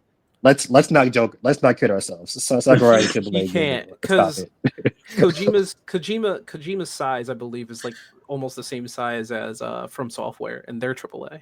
Plus, they spend like over $100 million. Obviously, I thought it had to do with budget anyway. Right. So. It is mostly about the budget, right? Yeah. Because Death Stranding had like hundreds of $millions to create it. Right. There you go. And same thing with Donkey Kong. Maybe it's like 70 million. To be fair, it's like Nintendo. It's a first-party Nintendo game, and it's the return of Donkey Kong. It's a big deal. But, I can't see it winning though. It's most likely not going to win it at all. But I am going to be fair to it because I liked Bonanza quite a bit. But I want you to pay attention to the fact that there are 4 indie games that was nominated Game of the Year. I don't know nothing about Kingdom Come Deliverance 2. So this one is a little bit of a debate for a lot of people because Kingdom Come was started as an indie game. And suffice what people love to say about it, you need to be an indie game developer that doesn't work with a publisher. That is not true. You can work with a publisher, but the publisher had ties to NetEase. So because NetEase is involved with the publisher of Kingdom Come, and Warhorse Studios, it's kind of a debate saying like, is it indie game though? Is it really? I mean, And well, if you that considered doesn't have it, to stop it from being game of the year or anything. I'm just kind of like, yeah. what is it? So this is like a debate. Some say it's a AA game. That's I fine. think it started as an indie game, so I'm still considering it that. But these three here are indie games. It's really, I mean, it's crazy to think about Hollow Knight as an indie game at this point. But yeah, you're right. It is. It's a really popular one. 3-person Hades team. and Hollow Knight kind of, they're just so popular. You kind of forget. Again, indie means like indie developer. Like 3-person filtering. team that's like less than 20 people, I think. Like Yeah. 3-person team less than 20 You're not people, part of team a- less than like 30, I think. So That's the Claire Obscure Expedition 33 crew is crazy for putting out a game of that quality with so little people, with so little money. I genuinely can't see it not winning off of the sheer merit of what they accomplished. I yes. don't understand. So it's a little bit of another controversy because not only are they here, but they are. And if I just started going through them, yeah, there they are again. Best game direction. There they are again. Best narrative. That's fine. There they are again. Best art direction. That's fine. The art direction, especially.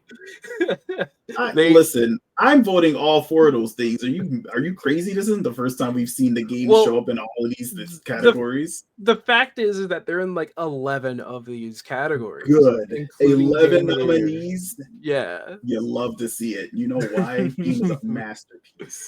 It is. Which I'm not. I voted for this, to be honest. It was between these three, to be honest with me, because I loved Silk Song, but like. And I still haven't even played it. It punched me in the face. I just was like checking out one of my, favorite streamers. It's like, oh, what's going on here? Claire Obscure, what is this?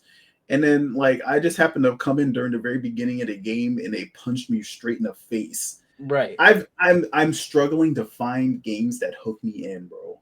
Like that get me into it. It's like, wow, unless you're playing a game that's a sequel that you already kind of, it's like I gotta play this because I've played the last 8 and there's still a winding narrative kind of a thing going on. You know what I mean?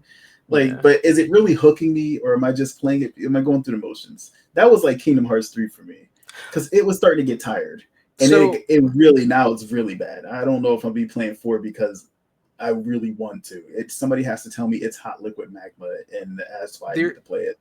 There is a pattern here, though. There is a pattern for like the last 3 years. I mean, I'm in too deep. Like I eventually I have to. Not I don't have to be a day one, but I have to. I'm too invested in the. Well, okay. There has been a pattern that people like. Last year's game of the year was Astrobot. The year before that, I believe, was Baldur's Gate. Astrobot deserved it. Baldur's Gate deserved it. And well, I mean, Astrobot had some contenders to be honest. I thought Baldur's Gate came out in 2020. No, it came out in 2023. They were the game of the year 2 years ago, I believe. Mm-hmm. Let me check if I'm right. I don't want to be wrong about that, but I haven't been mad about any of these nominees yet, or any of these wins yet so far. This like decade, unless like, what was it for the year before that? So what was 2022? So 2022 was Elden Ring. 2021 was It Takes Two. That makes sense. So I believe this is. I don't know if they're considered an indie game. I think they're AA at this point. Who? It Takes Two developers. Yeah. With Haze Light Studios, like the guy who the really entertaining guy that came on stage. Mm-hmm. Yeah, love the guy, by the way. He created It Takes Two, and it was a good one.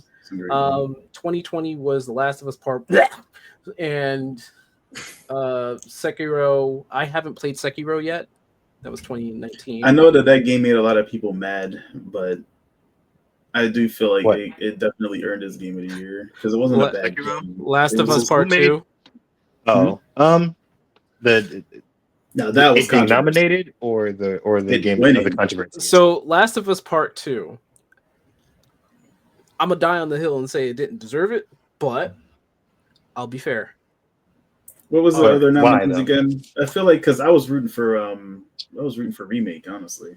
Like, do you just feel like it wasn't good enough, or was it the other reason?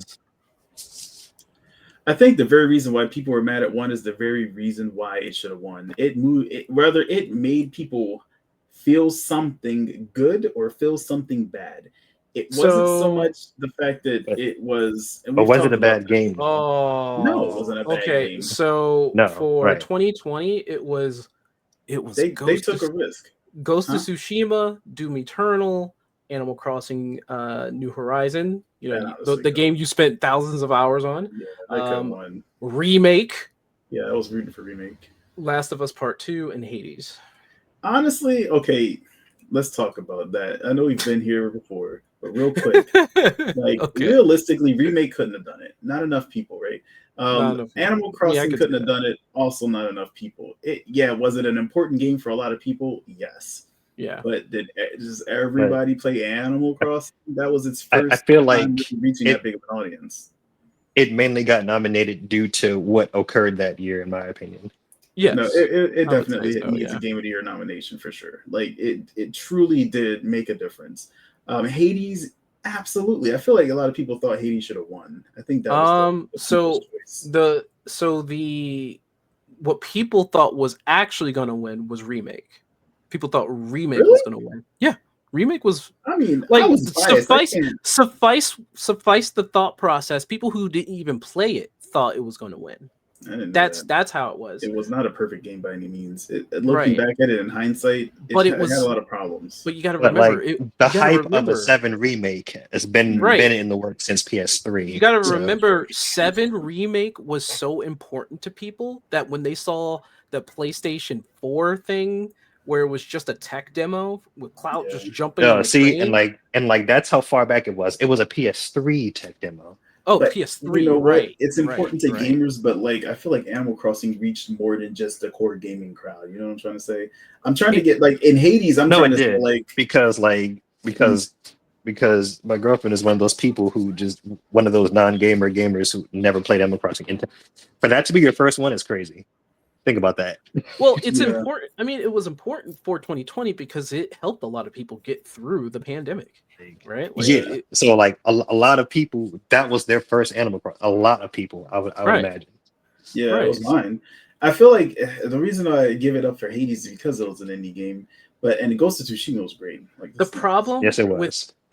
Hades, and this isn't like a game problem, but it was more or less like public opinion, who the majority of people who know what Hades is. It's an yeah, indie game, remember? So it didn't have the amount of clout as The Last of Us and the amount of marketing. yeah, Everybody knew Final Fantasy VII, and yet it surprised the heck out of everybody when Last of Us Part 2 won.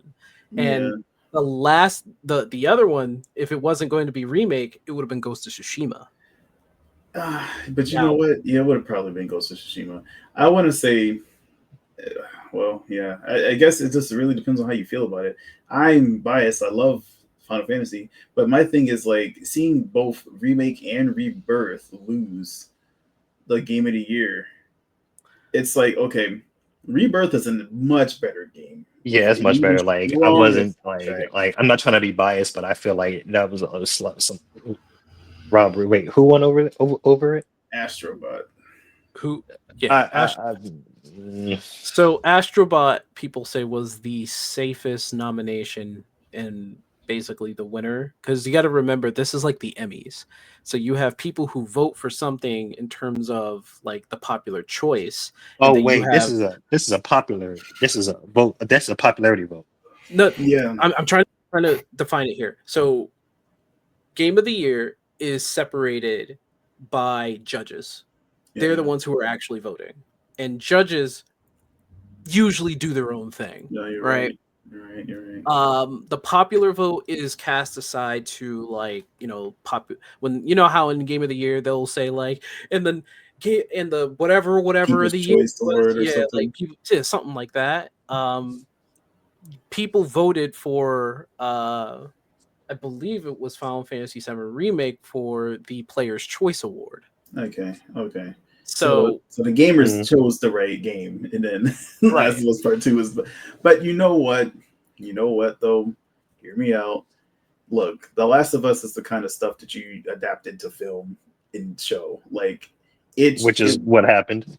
Yeah, like exactly. That you can't even be that mad about it. Maybe it's how they did our character Joel. You know, I understand the argument. We talked about it, but like it was really good. I just can't act like it wasn't Like worth it. yeah, no, I agree, and that's why I had to say, like, do you think that it shouldn't have won based off of the gameplay or the controversy? Because those are two different things. Because if you remove the controversy, the gameplay was perfectly fine. It's a 10 out of So 10. if we do comparison of gaming accessibility, because a lot of people would put that into The Last of Us Part 2, Ghost of Tsushima did the same exact thing, if not a bit better, because the coloring in that one and like, you know, old timey Japanese movie mode and just like the historical value of what it is, because it was based off of an actual event. Plus I think the voice acting and the acting in that was better.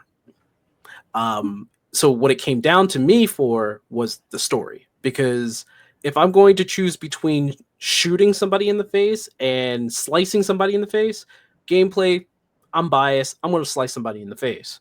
So I wanted to be a bit more unbiased than that, because people will always have their difference in gameplay. So what did it come down to? The story. For me, the story was almost everything between all of them. Remake was fine, but it's basically the retelling of a story, right? Yeah, it's the same story.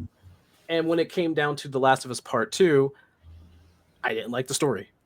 I just didn't like it. But And I agree with that, but what won me over was the gameplay, in my opinion. Like the gameplay added so much. It was such an improvement. It won me over. And that's where, when the gameplay came to me, I wanted to be unbiased, because my bias was Ghost of Tsushima. Right. Because when it came to that gameplay, I felt freer. I felt like I wasn't restricted, and I didn't feel like I was like I felt like I was there during that time as a samurai, because they did the choreography, and they wanted to have the players feel like they were there during the island invasion, so that you were the actual ghost of Tsushima. I get it, dude. There's no look. They deserved a nominee, and they honestly are just as equally deserving of the award, if you ask me. All I'm saying is that, like, when it comes right down to it, you said it yourself, it's like the Emmys. It's like, yeah, but this is the kind of stuff that people who review media as art look for. You know, like you get it. You see certain movies that are made just for the sake of, like, this is what the judges want. Is it something that any of us care about? Absolutely not. It's not like the best movie ever. You know, it's like, man, but even then, I have to really completely unbiasedly judge it based off of that. Like, whether people liked it or not, it was that quality of a game. It was that quality of a story. It was that quality of it. Just had it. I just don't think that people liked it. It appealed to the judges more. But it absolutely did. It ticked all the boxes, man. I'm never gonna take that away from it. Yeah, which is like, as much as people were just like, well, that sucks. It is what it is. But as of right now, people were just saying it's going to be Clair Obscur Expedition 33 this year. This one's probably going to be the one where both the judges and the people are going to agree. Right. Right. I mean? But I mean, there's more to the fact that there's 3 indie games up there, 4 if you count Kingdom Come. But we can say 3.5. Yeah. Good. This is good news. It means that indie developers are really out here putting down more quality games than AAA titles. We've already had the conversation around the idea that these indie developers really get it more than the AAA developers typically get it, and that's why Astrobot, being what it was such a big deal. Even though it's not technically an indie game, it was a game that reminded people that games are supposed to be fun. Yes. You know? it was made by a smaller team that was basically, from what the stories tell, they were just like, do your own thing. Like, just make a game that's fun for the PlayStation 5. Okay, just do whatever. And they were like, okay, and they did. They came out with a fun game, that one game of the year, and I'm pretty sure their bosses are like, how did they do that? What? How did they do that? Isn't that the B team? Again, these are very focused games, by the way. Yeah, all of them are very focused. One of them. And to really, maybe not Death Stranding. I don't know. We get to see the jury. The jury. Yeah, the people who are going to vote for our games for the game of the year. Look, there goes IGN. Get them out of here. We all kind of feel, and Polygon. Look, we don't. You know what's crazy? The jury's pretty scuffed in general. If we don't have a high opinion of video game reviewers, it kind of takes everything that I just said and kind of throws it out the window when you realize who the jury is. It's like, oh, actually, no. What? Skill Up? Really? I didn't know Skill Up was part of the jury. But you know what? Variety? Why Variety being here is super. Why funny. is Wired here? Wired will make sense. Why is Rolling Stone here? But this is now that's kind of what I was expecting more of. I was kind of expecting it to be less gamer stuff and more like, but yeah, there are, and even the gamer like companies I'm not so sure about, bro. I don't know. This is not a GameSpot. This is not a conversation that I can take part of in an intelligent way because like I both understand why Entertainment Weekly is here. You know what I mean? Like, but Esquire is here. Game Informer not even being there first is crazy to me. Like, they're not the best. Like, anyway, Game Rant, okay, similar. I mean, Gamer Ranks. Wait, I didn't know they were Gamer Ranks. Yeah, makes sense. Really? No, I was surprised because Gamer Ranks is like I didn't know they were that. They do news, but I didn't think they were that official. I didn't think they would be counted as a jury. I mean, look at what we're dealing with here. We got NPR. Like, I would rather at least see something that's game coded. What? What is that? The Jeff? I don't know. What? I don't know. That's so funny. I don't know. I don't know. Kind of funny. I recognize them. Yeah. Pride.com just being there is okay. The Atlantic. Go down. I'm trying to figure out what is going on here, actually. The more I look at this, the more confusing it gets.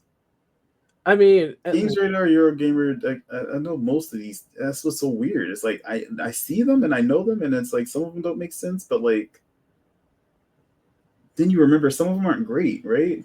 Yeah. Some of them it's like sketchy. Like the Times, why is the Times here? The Times is basically general news, but okay, it's here too. I kind of think that some of these non-gaming companies are just as bad as some of these gaming companies. I don't know. Yeah. But on that note, I guess it's going to be another year of Expedition 33, which, they deserve it. It's I've never looked at this section before. Thank you for bringing my attention to this. Like, what the heck? Yeah. It was more and more confusing the more I thought about it. I'm just like, yeah, man, our gaming jury. It has a lot of variety in it, but I believe they did that because those news outlets do talk about gaming. They have to. Right. It's number one media. So they kind of have no choice. We're going to wrap up the show here. Last bit of the show, I usually want to, give new games or upcoming games that are coming out. Want to showcase them a little bit. So Anima's here. Looks like Skeptic had to drop off. Don't know if he'll come back or not. Longer than an hour, but what we have that's coming out actually, Octopath Traveler 0 is coming out and made by Square Enix. Metroid Prime 4 Beyond, it's coming out also next week on the same exact date on the 4th of December. Other games that are coming out are Marvel Cosmic Invasion. So I'm actually going to show that right here. It does show on screen, but it's not the right screen. There we go. Marvel Cosmic Invasion's coming out. By the way, the composer for this one is T. Lopes. Oh, yeah, I did hear about that, actually. Okay. Yeah. I gotta, man, doing never mind. He's getting work. He's good. He's good. He's super I like how there's Marvel token fighting just sitting there. Yeah. That game is a day one for me, to be honest. Yeah. Oh, you are going to play Tokan. See, that's the game we need to play together. I don't know about 2XKO. 2XKO is actually fine, but I think it's in its rough patches right now. Yeah, and So which is fine, but I'm willing to play some Tokan because that's basically going to have to hold us over until Marvel decides if it's going to make a. do you really think Marvel Marvel went up to Arc System Work and said make a game, and they were like, okay, I guess. We'll have to Why? see. Why? Time will have to tell because the Marvel vs. Capcom 2 return also sparks a lot of like possibilities, right? Like the There licensing isn't a total is, but there's something that I'm thinking, mess. like in the back of my mind, that the reason why they're doing that is because they're probably not going to come out with something for a while. It's fine, but Maybe, something period is possible. Being yeah. better than it's dead, dude. The dream is dead. It's fine by Um, me. Let's see a return to form.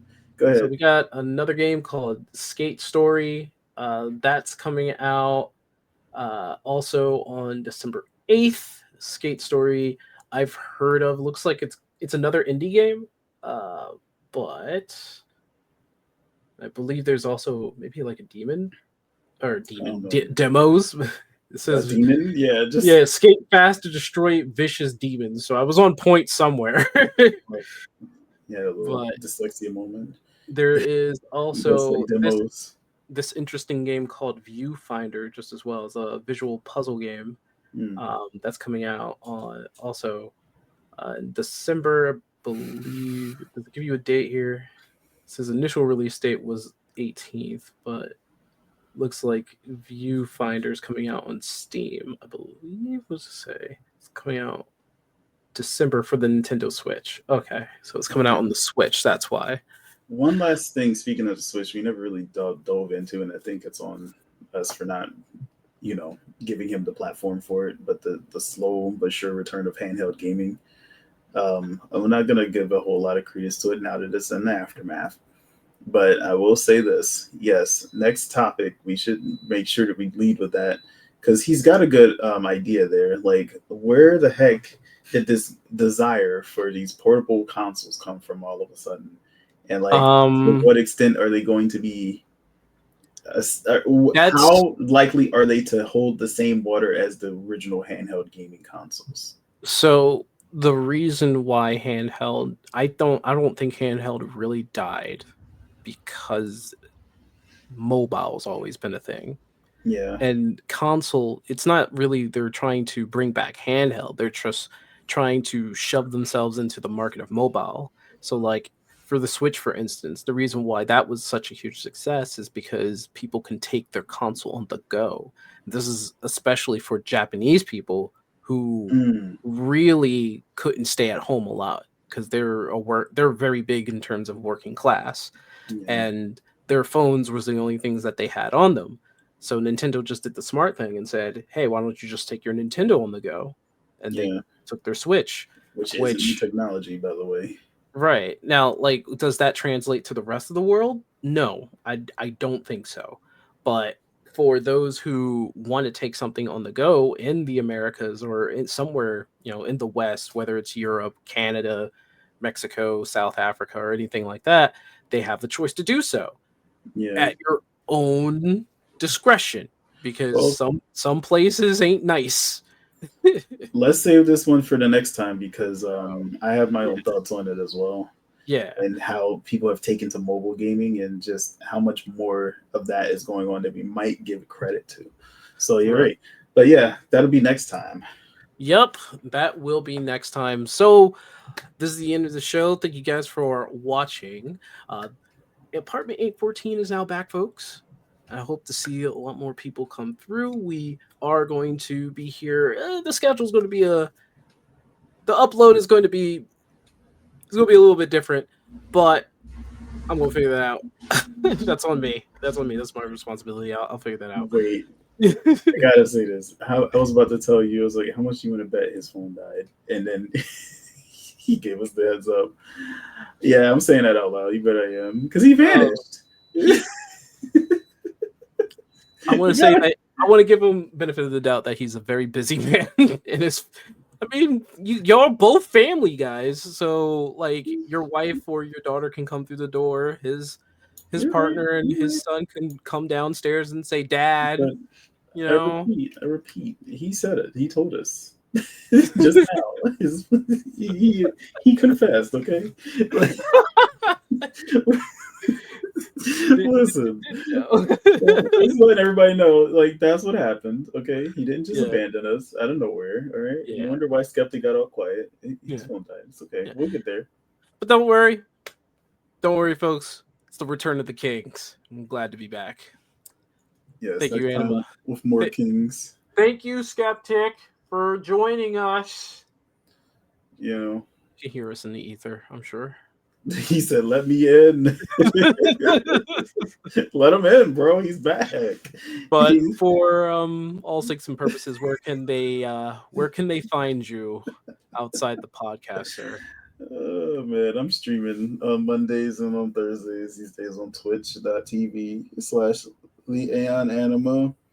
We're doing Final Fantasy XIV, a gargantuan task that even my fellow brothers of 814 could not convince me to do. They got me to play Final Fantasy XIV. I'm having a decent time with it. I'm going to ask about that next time. Like how did they string you into this? You know, it's been a trap. It's a story. We'll divulge that later. And then, I mean, I haven't been making YouTube videos, and I don't plan on doing so. Just anytime soon. But you know, if you want to come say hi on my stream, come bring some life to my dead Discord as well. We'll see what can happen. How about you, Sync Weaver? Where are they finding you these days? You can find me on the Sync Weaver channel. Usually stream on there on Saturdays. Doing a variety of things right now. I'm either going to play Octopath Traveler 0 or Metroid Prime 4 Beyond every Saturday. Don't really have time to do it on the weekdays anymore. Also, second channel, the Indie Observer. Go and check that out. That's on YouTube, right? Yup. You stream both. I don't stream them both. I don't stream maybe Indie Observer sometimes if it's like an indie game that's getting attention. But no, I mean the stream Sync Weaver channel on YouTube and Twitch, right? Yes, sir. Yes, sir. Yeah, a lot of people know where. It's both places. You can find me on YouTube and Twitch, Sync Weaver. You know what? I used to have a Kick, but I don't know. I don't know about Kick right now. I'll think about that later. You can find Skeptic here when this one isn't dying. Oh my gosh! Oh, did he return? Yeah, he's back. I've been telling you. He said, "Been back." Thank you. I tried so hard to explain and let you tell. Anyway, welcome back, sir. You're in just in time to close out. Well, I caught the past 10-minute conversation. I was like, oh, I guess I'll just wait. It's okay. Don't worry, we'll talk about it next time. Anyway, thank you for joining us in this humbly abode. I'm gonna work on that. Humble abode. Humble abode. Yeah, I'm gonna work on my grammar next time. Thank you guys for watching. Get out. See y'all. You know what? I was gonna try to beat him before he even said that. That's okay. Too late. Jerk.